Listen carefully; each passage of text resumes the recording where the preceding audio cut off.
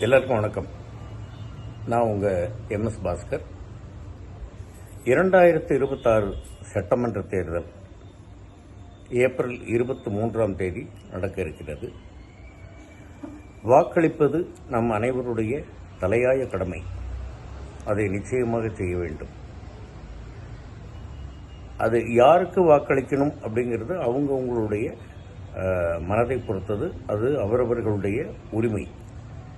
ஆனால் கட்டாயமாக வாக்களிக்க வேண்டும் அப்படிங்கிறது நம்முடைய கடமை. வாக்களியுங்கள். உங்களுக்கு பிடித்தவர்களுக்கு வாக்களியுங்கள். நமக்கு நல்லது செய்பவர்கள் யார் என்பது உங்களுக்கு தோன்றுகிறதோ அதற்கு தகுந்த மாதிரி வாக்களியுங்கள். ஆனால் கண்டிப்பாக வாக்களியுங்கள். மறந்துவிடாதீர்கள். ஏப்ரல் 23 தேர்தல் நாள். நன்றி, வணக்கம்.